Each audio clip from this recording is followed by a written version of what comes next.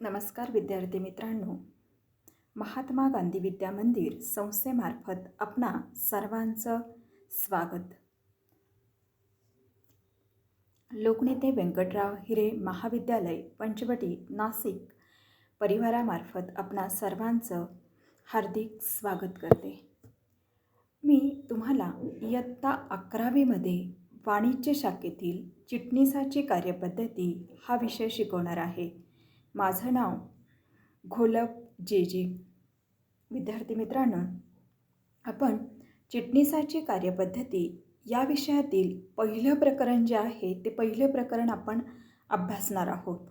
आता पहिलं प्रकरण अभ्यासना अगोदर आपण आपल्या विषयाची एकंदर जी काही पार्श्वभूमी आहे किंवा हा विषय जो आहे हा विषय वाणिज्य शाखेमध्ये का नेमलेला आहे या सगळ्या बाबींचा उहापोह जो आहे तो करूया आणि त्यानंतर आपल्या पहिल्या प्रकरणाला सुरुवात जी आहे ती सुरुवात आपण करूया. आता या विषयाच्या बाबतीमध्ये सगळ्यात महत्त्वाचं जर म्हटलं गेलं तर हा विषय आपल्या दैनंदिन जीवनाशी परिचित नाही आणि किंवा दैनंदिन जीवनाशी परिचित नाही म्हणण्यापेक्षा दैनंदिन जीवनाशी हा विषय निगडीत नाही किंवा दैनंदिन जीवनामध्ये ह्या विषयाचा आपल्याला अनुभव किंवा एक प्रकारे जो काही या विषयाशी आपला संबंध येतो तो थोड्याफार प्रमाणामध्ये येतो. आणि सगळ्यात महत्त्वाचं जर म्हटलं गेलं तर हा विषय थोड्याफार प्रमाणामध्ये कायद्याशी संबंधित विषय जो आहे तो कायद्याशी संबंधित विषय असतो. आत्तापर्यंत तुमचा 10वीचा जो अभ्यासक्रम बघितला गेला तर 10वीच्या अभ्यासक्रमामध्ये या विषयी तुम्हाला थोड्याफार प्रमाणामध्ये किंवा माझ्या मते तर काहीच याच्यामध्ये तुम्हाला त्याची माहिती नसेल, परंतु तुम्ही जे TV बघताय त्याच्यावरती न्यूज जे आहे, न्यूजपेपर वाचताय त्याच्यामध्ये ज्या न्यूज आहे त्याच्यामध्ये या विषयातील काही घटक जे आहे ते घटक नक्कीच तुम्ही ऐकलेले असतील. आता आणि कायद्याशी संबंधित भारतीय कंपनी कायदा 2013 जो आहे या कायद्याशी संबंधित हा विषय जो आहे तो विषय आपला असेल. मग कायद्याशी संबंधित दैनंदिन जीवनाशी परिचित नाही म्हणून घाबरून जायचे का? तर बिलकुल नाही. आपण अत्यंत व्यवस्थितरित्या हा विषय जो आहे तो विषय आपण समजून घेऊया. आणि सगळ्यात महत्त्वाचं म्हणजे मी तुम्हाला हे सांगेल की या विषयामधल्या ज्या काही संकल्पना आहे या संकल्पना आपल्याला व्यवस्थितरित्या ज्या आहे ते व्यवस्थितरित्या अभ्यासावा लागणार आहे.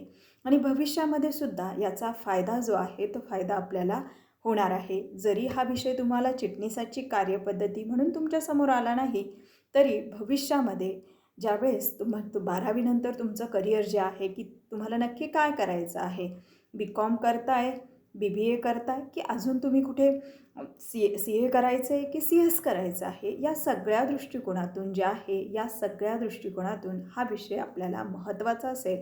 आणि ह्या प्रत्येक याच्यामध्ये हा विषय जो आहे हा विषय याच नावाने आला नाही तरी या विषयामधला कंटेंट जो आहे तो कंटेंट आपल्याला विस्तृतपणे अभ्यासायला नक्की येणार आहे.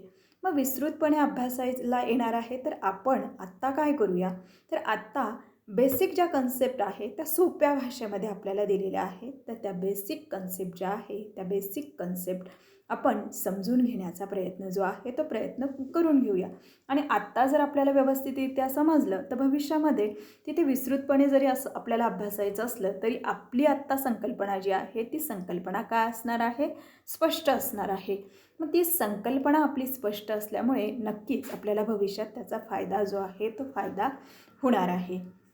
आता हा विषय जो आहे तर हा विषय वाणिज्य शाखेतील अत्यंत महत्त्वाचा विषय जो आहे तो महत्त्वाचा वाणिज्य शाखेतील अत्यंत महत्त्वाचा विषय जो आहे तो विषय चिटणीसाची कार्यपद्धती हा विषय जो आहे हा विषय आहे. आता इथे जे आहे तर या विषयामध्ये चिटणीसाची कार्यपद्धती या विषयामध्ये जे आहे तर या विषयामध्ये आपण तिथे चिटणीसाचं महत्त्व, वैशिष्ट्य, गुण, प्रकार, पात्रता, कार्य, त्याची कर्तव्य आणि संयुक्त भांडवली संस्थेची कार्यप्रणाली जी आहे ती कार्यप्रणाली अभ्यासणार आहोत. म्हणजे इथे जे आहे बघा या विषयामध्ये आपल्याला काय बघायचं आहे, चिटणीस जो आहे.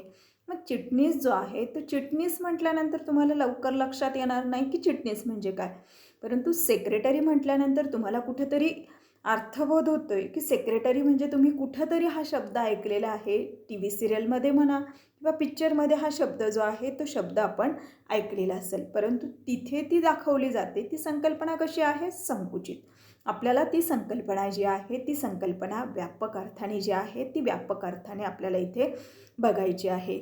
आणि त्याचबरोबर संयुक्त भांडवली संस्थेची म्हणजे जर बघितलं गेलं तर चिटणीस त्याचे गुण, कार्यपात्रता याहीपेक्षा या विषयामध्ये आपला फोकस जो आहे तो फोकस कशावरती असणार आहे, संयुक्त भांडवली संस्था. आता संयुक्त भांडवली संस्था हाही शब्द तुमच्या कानावरती कधी पडलेला नसेल, परंतु कंपनी हा शब्द नक्कीच तुम्ही ऐकलेला असेल. तर मग कंपनी संघटन प्रकार जो आहे, या कंपनी संघटन प्रकाराची कार्यप्रणालीचा आपल्याला विस्तृतपणे अभ्यास जो आहे तो अभ्यास आपण या विषयामध्ये जो आहे या विषयामध्ये त्याचा विस्तृतपणे अभ्यास जो आहे तो अभ्यास तिथे आपल्याला करायचा आहे. आता एक लक्षात आलं असं तुम्हाला की चिटणीस म्हणजे कोणीतरी एक व्यक्ती जी आहे ती व्यक्ती तिथे हे कामकाज जे आहे ते चिटणीस जे आहे ते चिटणीस म्हणून कोणीतरी व्यक्ती जी आहे ती व्यक्ती तिथे नेमलेली असते आणि ती कामकाज जी आहे ती कामकाज करत असते. आणि कार्यपद्धती जी आहे ते म्हणजे तर एखादे विशिष्ट काम करणं आणि शिकणे किंवा कुशल बनणं. आता कार्यपद्धती एखादं काम जे आहे ते काम कुशलपणे आणि व्यवस्थितरित्या जे आहे ते व्यवस्थितरित्या करणं. मग चिटणीस जो आहे हा चिटणीस तिथे त्याचं कामकाज जे आहे ते कुशलपणे जे आहे ते कुशलपणे करत असतो. या बाबीचा विचार जो आहे तो विचार आपल्याला तिथं करायचा आहे. आता इथे जर बघितलं गेलं तर आधुनिक व्यवसायाचा जर विचार केला गेला तर व्यवसायामध्ये प्रचंड स्पर्धा जी आहे ती स्पर्धा निर्माण झालेली आहे. आणि आपण बघितलेलं आहे की जागतिकीकरणामुळे संपूर्ण जग जे आहे ते जग एक बाजारपेठ जी आहे ती बाजारपेठ बनलेली आहे. आणि या स्पर्धेमध्ये जर टिकून राहायचं असेल तर उत्पादन, वितरण आणि संपर्क ह्या क्रिया, उत्पादन, वितरण आणि संपर्क, तिथे व्यवसायाशी निगडीत ह्या ज्या क्रिया आहे या क्रिया जलद गतीनं होणं आवश्यक असतं. आणि त्यासाठी विशेष ज्ञान आणि क्षमता असलेल्या व्यक्तीची गरज जी आहे ती गरज असते. आणि ती गरज कोण पूर्ण करतं आहे, चिटणीस जो आहे तो चिटणीस तिथे ही गरज जी आहे ती गरज पूर्ण करत असतो. त्याचप्रमाणे भारतीय अर्थव्यवस्थेचा जर विचार केला गेला तर ज्यावेळेस आपण भारतीय अर्थव्यवस्थेचा विचार जो आहे तो विचार केला गेला तर भारतीय अर्थव्यवस्थेचा ज्या वेळेस विचार करतो ती झपाट्याने विकसित होत असलेली अर्थव्यवस्था जी आहे ती आणि जगातील सर्वात वेगाने वाढणारी सेवा क्षेत्रातील एक अग्रगण्य अर्थव्यवस्था म्हणून ओळखली जाते. आता भारतीय अर्थव्यवस्थेचा जर विचार तर आपण भारत जो आहे तर भारत हा पूर्णपणे विकसित देश जो आहे तो विकसित नाही आणि अविकसितसुद्धा नाही. भारत हा देश जो आहे तो कसा आहे, विकसनशील म्हणजे विकासाच्या मार्गावरती जो आहे तो विकासाच्या मार्गावरती आहे. आणि भारतीय अर्थव्यवस्था जी आहे ती तिथे जर बघितलं गेलं तर एक अग्रगण्य किंवा एक महत्त्वाची अर्थव्यवस्था जी आहे ती आपल्याला इथे ओळखली जाते. आणि सध्याच्या अर्थव्यवस्थेत विविध प्रकारच्या व्यवसाय संघटना ज्या आहेत त्या व्यवसाय संघटना कार्यरत असल्याचं आपल्याला दिसून येतं. मग ह्या व्यवसाय संघटना ज्या आहेत तर मग व्यवसायाची स्थापना, आधुनिकीकरण, विस्तारीकरण आणि विविधता, व्यवसायाचा जर विचार केला गेला तर सगळ्या व्यवसायामध्ये सगळ्यात महत्त्वाची बाब जी आहे ती बाब म्हणजे काय असणार आहे, वित्त किंवा पैसा जो आहे तो पैसा महत्त्वाचा असणार आहे. आणि कॉर्पोरेट क्षेत्रामध्ये म्हणजे कंपन्या ज्या आहे किंवा संस्थात्मक क्षेत्र जे आहे या संघटनांचं जे क्षेत्र आहे या क्षेत्रामध्ये आर्थिक व्यवस्थापन जे आहे ते आर्थिक व्यवस्थापन महत्त्वाचं असतं. आणि व्यवसायाचा विकास करण्यासाठी तज्ज्ञ व्यक्तींची भूमिका जी आहे ती तज्ज्ञ व्यक्तींची भूमिका महत्त्वाची असते. इतर देशांमध्ये त्याचप्रमाणे भारतामध्ये सुद्धा तज्ज्ञ व्यक्तींची भूमिका जी आहे ती भूमिका तिथे महत्त्वाची असते.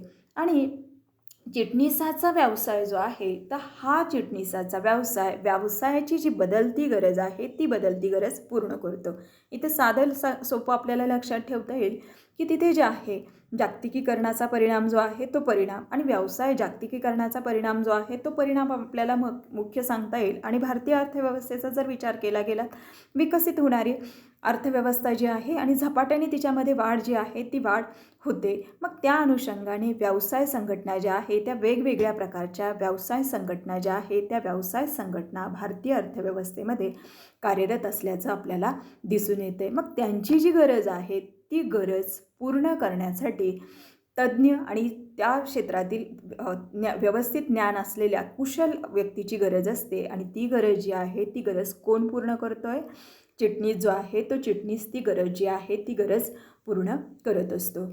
मग आपण इथे या 11वीमध्ये आपण काय शिकणार आहोत याचा उहापोह जो आहे तो उहापोह आपल्या प्रत्येक प्रकरणामध्ये आपलं तिथं होत जाणार आहे. आता पहिलं प्रकरण जे आहे तर या पहिल्या प्रकरणामध्ये आपण प्रामुख्याने काय बघणार आहोत तर चिटणीस म्हणजे काय याच्यावरती आपला फोकस जो आहे तो फोकस. आपण बघितलं की जागतिकीकरण, आधुनिकीकरण, वेगवेगळ्या प्रकारच्या व्यवसाय संघटना अस्तित्वात आल्या, त्यांची गरज पूर्ण करण्यासाठी चिटणीसाची गरज असते किंवा चिटणीस काम करत असतो, त्याच्याकडे ती क्षमता असते, ते कौशल्य असतं, बरोबर. मग आता आपल्याला पहिल्या प्रकरणामध्ये फक्त काय बघायचं आहे? चिटणीस म्हणजे काय. मग चिटणीस म्हणजे काय आपल्याला त्याच्यामध्ये आपण काय बघणार आहोत? चिटणीस शब्दाची उत्पत्ती. चिटणीस शब्द कशा प्रकारे तयार झाला, चिटणीसाचा व्यवसाय जो आहे हा व्यवसाय कशा प्रकारे अस्तित्वात आला याची चर्चा जी आहे ती चर्चा आपण करणार आहोत. त्याचप्रमाणे चिटणीसाचा अर्थ, व्याख्या, चिटणीसाची वैशिष्ट्य, त्याचं महत्त्व, चिटणीसाचे प्रकार जे आहे ते प्रकार, चिटणीसाला कोणतं कामकाज जे आहे ते कामकाज करावं लागतंय आणि चिटणीसाचे जे गुण आहे या गुणांचा विचार जो आहे तो विचार आपल्याला तिथे प्रामुख्याने जो आहे तो विचार आपण तिथे प्रामुख्याने करणार आहोत. आता तुमचं म्हणणं असेल की व्यवसाय संघटना ज्या आहे त्या व्यवसाय संघटना, जागतिकीकरण जे आहे ते जागतिकीकरण म्हणजे जर बघितलं गेलं तर आत्ताची प्रक्रिया आहे. भारतीय अर्थव्यवस्था जी आहे ती विकसित होते हीच पण आत्ताची प्रकारे. मग चिटणीसाचा व्यवसाय जो आहे हा व्यवसायसुद्धा आता नव्याने आलेली संकल्पना आहे का? गेल्या काही दिवसातली संकल्पना आहे का? तर बिलकुल नाही. चिटणीसाचा व्यवसाय जो आहे हा व्यवसाय अत्यंत जुना आहे. म्हणजे प्राचीन काळामध्ये सुद्धा चिटणीस जो आहे तो चिटणीस कार्यरत होता, परंतु त्यावेळेस त्याच्या कामाचं स्वरूप जे आहे ते स्वरूप वेगळ्या प्रकारचं होतं आणि त्याचबरोबर त्याच्या कामाचं स्वरूप जे आहे ते वेगळ्या प्रकारचं आणि त्याचबरोबर तो त्या काळामध्ये वेगळ्या नावाने जो आहे तो वेगळ्या नावाने ओळखला जात होता. म्हणजे सध्याच्या काळात अस्तित्वात आलेली संकल्पना जी आहे ती संकल्पना नाही. चिटणीसाची संकल्पना फार जुनी आहे. म्हणजे तिथे प्राचीन इतिहास जो आहे त्याच्यामध्ये सुद्धा चिटणीस जो आहे त्या चिटणीसाच्या व्यवसायाचा उल्लेख जो आहे तो उल्लेख आलेला आहे. आणि आत्ताच मी सांगितलं की त्या काळात चिटणीसाच्या कामाचं स्वरूप वेगळं होतं, तो वेगळ्या नावाने ओळखला जात होता आणि त्याची आत्ताची संकल्पना जी आहे ती आधुनिक संकल्पना जी आहे ती आधुनिक संकल्पना आपण बघणार आहोत. आणि त्याचबरोबर त्याच्या कामाचं स्वरूप जे आहे ते स्वरूप आपल्याला बघायचं आहे. म्हणजे आता आपल्याला तिथे चिटणीस जो आहे तो पूर्वीच्या काळामध्ये कोणत्या नावाने ओळखला जायचा हे आपण बघूया. म्हणजे आपण तिथे चिटणीस शब्दाची उत्पत्ती व चिटणीसाचा व्यवसाय जो आहे हा व्यवसाय कशा प्रकारे हे झालेला आहे, कशा प्रकारे तिथे पुढे आलेला आहे याचा विचार जो आहे तो विचार आपल्याला करायचा आहे. तर याच्यामध्ये पहिलं प्रकरण जे आहे ते पहिलं प्रकरण चिटणीस हे प्रकरण आपण बघणार आहोत. आता आपल्याला चिटणीसाचा अर्थ, व्याख्या आणि चिटणीसाची उत्पत्ती जी आहे ती चिटणीस शब्दाची उत्पत्ती जी आहे ती उत्पत्ती आपल्याला बघायची आहे. मग उत्पत्ती बघत असताना आपण लॅटिन भाषाचा विचार करणार आहोत, रोमन साम्राज्याचा विचार करणार आहोत आणि त्याचबरोबर प्राचीन भारतीय इतिहासाचा विचार जो आहे तो विचार आपल्याला करायचा आहे. आता 19व्या शतकाच्या उत्तरार्धात दैनंदिन पत्रव्यवहार आणि वित्तविषयक कार्यामध्ये गुंतलेला व्यक्ती म्हणजे सचिव होय, म्हणजे चिटणीस होय. कधी 19व्या शतकाच्या उत्तरार्धात दैनंदिन पत्रव्यवहार आणि वित्तविषयक कार्य जे आहे त्याच्यामध्ये गुंतलेला व्यक्ती, दैनंदिन पत्रव्यवहार आणि वित्तविषयक कार्य. आता इथे जे आहे ते चिटणीस शब्दाची उत्पत्ती बघत असताना आपल्याला त्याचे कामं जे आहे ती कामं देखील तिथे लक्षात येणार आहे.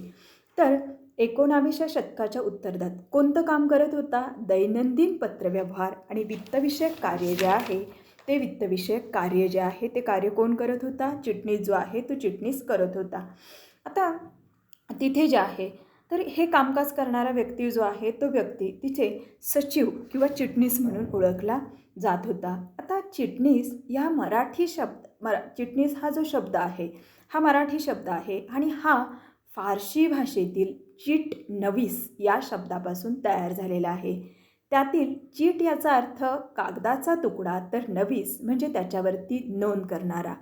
अर्थातच कागदाच्या तुकड्यावरती नोंद करणारी व्यक्ती म्हणजे चिटणीस. मराठी जो शब्द आहे चिटणीस त्याचा अर्थ जो आहे तो अर्थ आपल्याला अशा प्रकारे सांगता येईल. त्यानंतर चिटणीस याच मराठी शब्दाला इंग्रजीमध्ये काय शब्द वापरला गेलेला आहे? सेक्रेटरी हा शब्द जो आहे तो शब्द वापरला जातो आणि तो लॅटिन भाषेतील सेक्रेटरम किंवा सेक्रेटस या शब्दापासून जो आहे त्या शब्दापासून आलेला आहे आणि त्याचा अर्थ काय होतं? गोपनीय. तर तिथे गोपनीय जो आहे त्याचा अर्थ जो आहे तो गोपनीय असा होतो. मग इथे सेक्रेटरियस जो आहे या शब्दापासून झालेला आहे, तर अशी व्यक्ती दुसऱ्या व्यक्तीसाठी काम करत असते. अशी व्यक्ती जी आहे तर तिथे गुप्त स्वरूपाची कामं जी आहे चिटणीस सेक्रेटरी किंवा सेक्रेटर, मग त्याचा अर्थ काय? गुप्त. मग तिथे जो आहे तर दुसऱ्या महत्त्वाच्या व्यक्तीसाठी काम करते, दुसऱ्या महत्त्वाच्या व्यक्तीसाठी काम करते आणि कामाचं स्वरूप जे आहे ते स्वरूप कशा प्रकारचं आहे? गुप्त स्वरूपाचं कामकाज जे आहे ते कामकाज असतं. मग त्यानंतर तिथे रोमन साम्राज्य जे आहे तर रोमन साम्राज्यामध्ये चिटणीसाच्या कामं करणाऱ्या व्यक्तीला स्क्राईब स्क्राईब म्हणून ओळखलं जायचं. मग तो जो आहे तो स्क्राईब पत्रलेखक म्हणून जे आहे ते पत्रलेखक करत होता आणि तो आपल्या मालकाच्या वतीने पत्रव्यवहार जो आहे तो पत्रव्यवहार करत होता. आणि प्राचीन भारतीय इतिहासात जर बघितलं गेलं तर चिटणीसाच्या काम करणाऱ्या व्यक्तीला अमात्य, सचिव किंवा चिटणीस असं म्हणून ओळखलं जातं. आता आपण बघितलं चिटणीस मराठी शब्द जो आहे त्याचा अर्थ बघितला.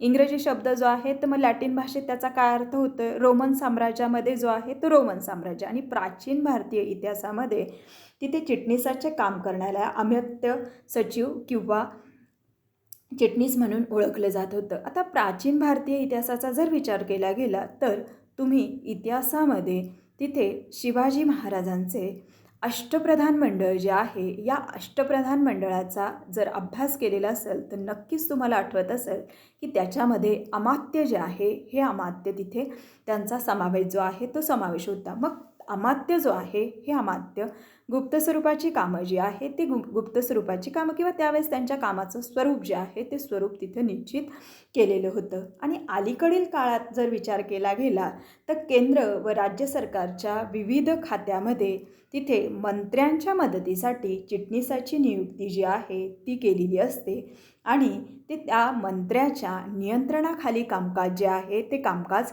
करत असतात. आता इथे आपण चिटणीस शब्दाची उत्पत्ती बघत असताना चिटणीसाच्या कामाचं स्वरूप जे आहे ते स्वरूप देखील आपल्याला लक्षात येतं. आता पहिलं जे आहे तर आपण कागदाच्या तुकड्या, मराठी भाषेमधला जो शब्द आहे त्याच्यात बघितलं तर कागदाच्या तुकड्यावरती नोंद करणारा, लॅटिन भाषेमध्ये गुप्त स्वरूपाचे कामकाज करणारा, रोमन साम्राज्यामध्ये पत्रलेखक म्हणून. आणि प्राचीन भारतीय इतिहास जो आहे तर ह्या इतिहासामध्ये सुद्धा तिथे प्राचीन भारतीय इतिहासाचा जर विचार केला गेला तर तिथे गुप्त स्वरूपाची कामं किंवा पत्रव्यवहाराचं कामकाज जे आहे ते कामकाज चिटणीस करत असल्याचं आपल्याला दिसून येतं. आता आपल्याला चिटणीस शब्दाचा अर्थ आणि व्याख्या जी आहे ती व्याख्या आपल्याला बघायची आहे. आता लॅटिन भाषा सेक्रेटरीस त्याचा अर्थ काय होतं की गोपनीय लेखक जो आहे तो गोपनीय लेखक किंवा अधिकारी त्याच्या मालकाच्या गोपनीयतेची सूचना दिली जाते. त्यानंतर स्क्राईब म्हणजे काय? व्यावसायिक पत्रलेखक जो आहे तो. आणि प्राचीन भारतीय इतिहासामध्ये जर बघितलं गेलं तर गुप्त स्वरूपाच्या नोंदी ज्या आहेत त्या नोंदी ठेवणारा अधिकारी. मग याच्यावरून आपल्याला चिटणीसाच्या कामाचं स्वरूप लक्षात येतं की तो पत्रव्यवहार सांभाळतोय, वित्तविषयक कामकाज करतोय, गुप्त स्वरूपाची कामं जी आहेत ती गुप्त स्वरूपाची कामं त्या काळामध्ये चिटणीस जो आहे तो चिटणीस करत असल्याचं आपल्याला दिसून येतं. म्हणजे त्या काळापासून चिटणीस जो आहे तो चिटणीस कार्यरत आहे आणि त्याच्या कामाचं स्वरूप जे आहे ते स्वरूप तिथं बदलत असल्याचं आपल्याला दिसून येतं. आता आपल्याला महत्त्वाचं जे आहे ते बघायचं आहे चिटणीसाच्या व्याख्या आणि अर्थाचा विचार जो आहे जो आहे तो आपल्याला तिथे करायचा आहे. तर सगळ्यात पहिलं जे आहे तर पहिला जर आपण विचार केला गेला तर तिथे ऑक्सफर्ड शब्दकोश व्याख्येच्या बाबतीमध्ये एक लक्षात ठेवायचं की व्याख्या आपली तिथे बाकीचा हा कंटेंट जो आहे हा कंटेंट जरी आपल्या भाषेमध्ये आला तरी चालेल, परंतु व्याख्या जी आपल्याला पुस्तकामध्ये दिलेली असते तर ॲज इट इज ती व्याख्या जी आहे ती व्याख्या आपल्या उत्तरामध्ये तशाच्या प्रकारे उत्तरामध्ये ती व्याख्या जी आहे ती व्याख्या येणं आवश्यक असतं. आता ऑक्सफर्ड शब्दकोश दुसऱ्याच्या वतीने लिहिण्याचे काम करणारी व्यक्ती, विशेषतः जी दुसऱ्या व्यक्ती, संस्था, मंडळ यांचा पत्रव्यवहार सांभाळते, नोंदी ठेवते आणि इतर विविध कामं करण्यासाठी नियुक्ती केली जाते तिला चिटणीस असं म्हणतात. पहिली व्याख्या आपल्याला कोणती दिलेली आहे? ऑक्सफर्ड शब्दकोश. त्याच्यामध्ये काय सांगितलेलं आहे? दुसऱ्याच्या वतीने काम करणं. दुसऱ्याच्या वतीने म्हणजे कोणाच्या वतीने? तर ती दुसरी एखादी व्यक्ती असू शकते, एखादी संस्था असू शकते किंवा मंडळ असतं आणि त्याच्या वतीने कामकाज जे आहे ते कामकाज करत असते. मग ते कामाचं स्वरूप काय सांगितलं आहे? पत्रव्यवहार सांभाळणे आणि नोंदी ठेवणे आणि इतर कामं करण्यासाठी. मग ज्या व्यक्तीने संस्थेने त्याला नोंदलेलं आहे त्या व्यक्तीला, ज्या व्यक्तीने संस्थेने त्याला नेमलेलं आहे ते पत्रव्यवहाराचं कामकाज करणं, नोंदी ठेवणं आणि इतर कामं करणं, तर त्या व्यक्तीला काय म्हटलं जातं आहे? चिटणीस जो आहे तो चिटणीस. या व्याख्येतून प्रामुख्याने आपल्याला काय लक्षात येतं आहे की चिटणीस हा दुसऱ्या व्यक्तीसाठी किंवा दुसऱ्या संस्थेसाठी कामकाज जो आहे तो कामकाज करत असतो. त्यानंतर कंपनी कायदा. आता कंपनी कायद्याची व्याख्या जी आहे तर त्या व्याख्येमध्ये तिथे जे आहे तर इथे कंपनी कायद्याची व्याख्या जी आहे या व्याख्येतून आपल्याला व्यवस्थितरित्या अर्थबोध होत नाही की चिटणीस नक्की काय करतोय. बघूया ती व्याख्या काय आहे. कंपनी कायदा, एक लक्षात ठेवायचं, कंपनी कायदा 2013, कंपनी कायदा 2013 हा कधीही लक्षात ठेवायचा. आपल्याला कुठेही त्याचा उल्लेख जर आला तर आपल्याला लक्षात आला पाहिजे की कंपनी कायदा जो आहे हा कंपनी कायदा 2013चा कंपनी कायदा जो आहे तो 13चा कंपनी कायदा. मग कंपनी चिटणीस किंवा चिटणीस याचा अर्थ कंपनी सेक्रेटरीज ॲक्ट 1980च्या सेक्शन 2च्या उपकलममधील सीमध्ये परिभाषित केल्याप्रमाणे ज्याची नियुक्ती कंपनीने या कायद्याखाली कंपनी चिटणीसाने करायची कामे करण्यासाठी केली आहे अशी व्यक्ती, म्हणजे आता करण्यासाठी केली आहे अशी व्यक्ती. ह्या व्याख्येतून आपल्याला व्यवस्थितरित्या अर्थबोध होत नाही की नक्की चिटणीस म्हणजे काय जो आहे तो अर्थबोध आपल्याला होत नाही. की कंपनी कायदा जो आहे त्या कायद्यामध्ये एक जे कलम आहे त्या कलमामध्ये जे सांगितलेले आहे ती कामं करण्यासाठी ज्या व्यक्तीची नियुक्ती केलेली आहे त्या कलमामध्ये नक्की काय सांगितले त्याचा व्याख्येत उल्लेख आलेला नाही. फक्त कलमाचा उल्लेख जो आहे त्या कायद्यात जी कामं सांगितलेली आहे ती कामं करण्यासाठी ज्या व्यक्तीची नियुक्ती केली जाते त्या व्यक्तीला तिथे चिटणीस असं म्हटलं जातं. मग तिथे त्या कलमामध्ये जे आहे तर काय सांगितलेलं आहे की प्रशासकीय आणि मंत्रालयीन कर्तव्य पार पाडण्यासाठी चिटणीसाची नेमणूक जी आहे ती नेमणूक केलेली असते. त्यानंतर कंपनी सेक्रेटरी ॲक्टनुसार जी व्यक्ती इन्स्टिट्यूट ऑफ कंपनी सेक्रेटरीची सदस्य असते, इन्स्टिट्यूट ऑफ कंपनी सेक्रेटरीची म्हणजे ज्याप्रमाणे तुमचा CA चार्टर्ड अकाउंटंट हा कोर्स आहे त्याचप्रमाणे तिथे कंपनी सेक्रेटरी CS हा देखील एक कोर्स आहे आणि हा कोर्स कंप्लीट केल्यानंतर तर इन्स्टिट्यूट ऑफ कंपनी सेक्रेटरी जो आहे ते इन्स्टिट्यूट ऑफ कंपनी सेक्रेटरीचे सदस्यत्व जे आहे ते सदस्यत्व त्या व्यक्तीला प्राप्त होत असतं. मग जी व्यक्ती त्याचा सदस्य असते ती व्यक्ती जी आहे त्या व्यक्तीला काय म्हटलं जातं आहे? चिटणीस जे आहे ते म्हटलं जातं. मग वरील ज्या व्याख्या दिलेल्या आहे या व्याख्यांवरून आपल्याला काय म्हणता येईल की चिटणीसाची नियुक्ती संघटनेचे काम सुरळीत चालण्यासाठी आणि पत्रव्यवहार, सभा, दप्तर ठेवणे, प्रशासकीय कामकाज साह्य मिळण्यासाठी केली जाते. आता इथे जे आहे आता आपल्याला थोडीफार आयडिया कुठून आली चिटणीस म्हणजे नक्की काय, तर चिटणीस शब्दाची उत्पत्ती आपण जी बघितली त्याच्यावरून आपल्याला थोड्याफार प्रमाणात आयडिया आली. परंतु तिथे आपण कसला विचार केला गेला, तर प्राचीन काळाचा किंवा आधीच्या काळामध्ये त्याच्या कामाचं स्वरूप काय होतं. परंतु सध्याच्या काळामध्ये नक्की चिटणीस जो आहे तो चिटणीसाची एकंदर जी व्याख्या किंवा चिटणीसाची जी परिभाषा जी आहे त्या परिभाषेतून आपल्याला चिटणीस म्हणजे काय हे थोड्याफार प्रमाणामध्ये लक्षात जे आहे ते लक्षात येते. पूर्ण प्रकरण ज्यावेळेस आपण अभ्यासू त्यावेळेस आपली एक कन्सेप्ट जी आहे ती कन्सेप्ट आपली चिटणीस म्हणजे सेक्रेटरी म्हणजे नक्की काय ही कन्सेप्ट आपली क्लिअर होणार आहे. परंतु इथं थोड्याफार प्रमाणात का होईना तुम्हाला लक्षात आलेलं असेल की चिटणीस म्हणजे नक्की काय हे थोड्याफार प्रमाणात जे आहे ते लक्षात आलेलं असेल. मग इथे चिटणीसाच्या बाबतीमध्ये एक आपल्याला सांगता येईल की जी व्यक्ती दुसऱ्या व्यक्तीच्या संस्थेच्या वतीने पत्रव्यवहार करते, लिखाण करते, हिशोब लिहिते, कागदपत्रे जतन करून ठेवते आणि इतर महत्त्वाचे गोपनीय काम करते, त्या व्यक्तीला काय म्हटलं जातं आहे, चिटणीस जे आहे ते चिटणीस म्हटलं जात असतं. मग इथे आपल्याला काय लक्षात येतं आहे की चिटणीस जो आहे हा चिटणीस म्हणजे तिथे महत्त्वाची गोपनीय कामं करणारा अधिकारी जो आहे तो गोपनीय कामकाज करणारा अधिकारी असतो.